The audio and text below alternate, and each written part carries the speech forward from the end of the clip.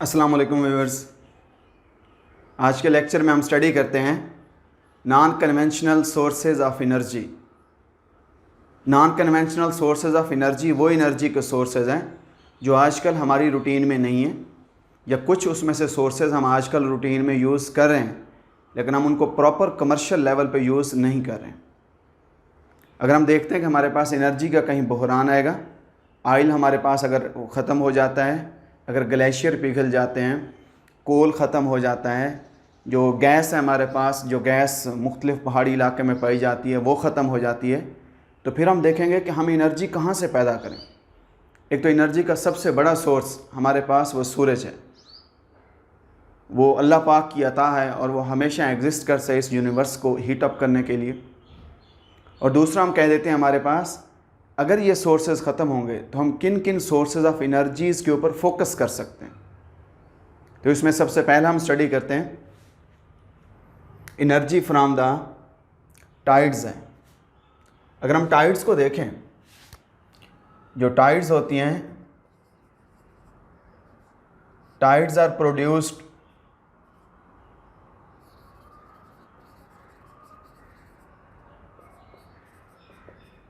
twice a day due to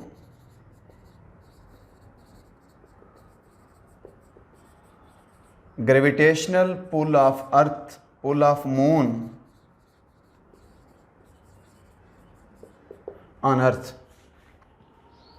कि दिन में 2 दफ़ा ट्वाइस अ डे 24 आवर्स में टू टाइम्स जो टाइड्स होती हैं वो समंदर में बड़ी बड़ी वेव्स पैदा होती हैं, बहुत बड़ी, उनको हम बोल देते हैं वो टाइड्स होती हैं। और due to the gravitational pull of moon होती हैं, चांद की ग्रेविटी जो है वो पानी को ऊपर खींचती है, उस वजह से वो पानी ऊपर उठता है।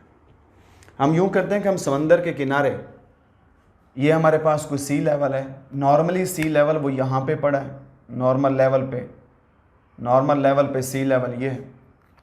जब टाइड्स पैदा होती हैं समंदर के अंदर पानी का जो लेवल है वो इंक्रीज़ करते हैं। जो ही पानी का लेवल इंक्रीज़ करेगा, हम यहाँ से, ये एक गेट है और इसके इस साइड पे हमने, इस साइड पे ये डैम बना रखा है। जो ही हम इस गेट को अगर हम ओपन कर देते हैं तो पानी इस रास्ते से आएगा और डैम को इसी लेवल तक वो फिल कर लेगा। इस लेवल तक अब हमने डैम को फिल कर लिया। अब कुछ टाइम के बाद समंदर का पानी अपनी नॉर्मल लेवल पे आ जाएगा। वो जो टाइड्स पैदा हुई थी वो टाइड्स ख़त्म हो जाएंगी।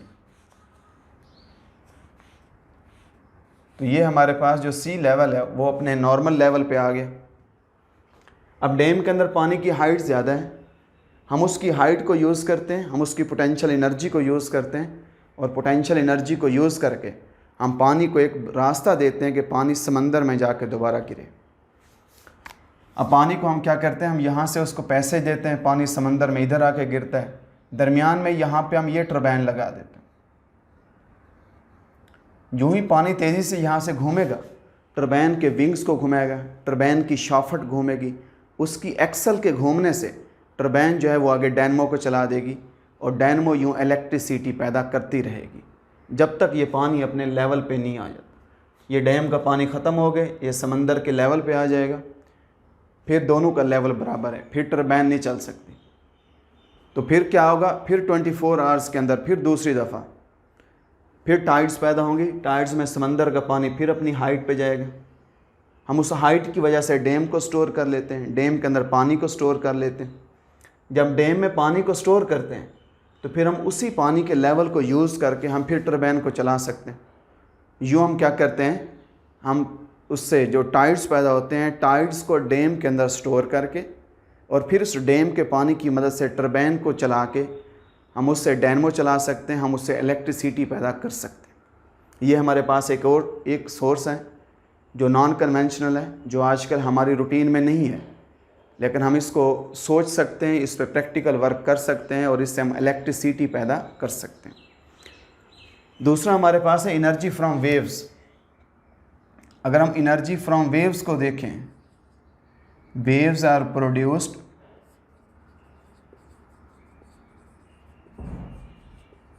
वेव्स किसकी वजह से पैदा होती हैं, due to wind across the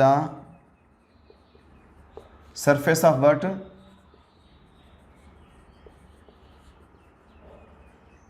surface of sea water. समंदर के पानी के ऊपर जो विंड होती है, तेज़ हवा चलती है, तेज़ हवा की वजह से भी वेव्स पैदा होती हैं। और दूसरा हमारे पास जो टाइडल मोशन है,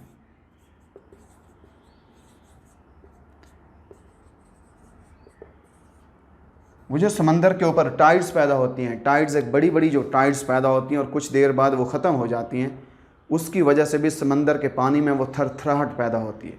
वो जो यूं करके ये थरथराहट है जो छोटे एम्पलीट्यूड के साथ होती है, these are called waves.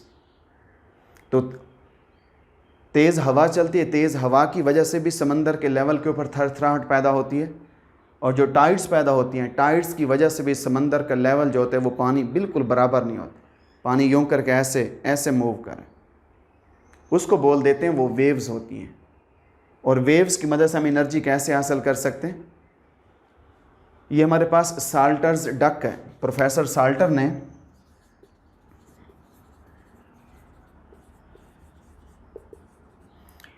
Salter ने एक डिवाइस इन्वेंट किया था और उसका डिवाइस का नाम था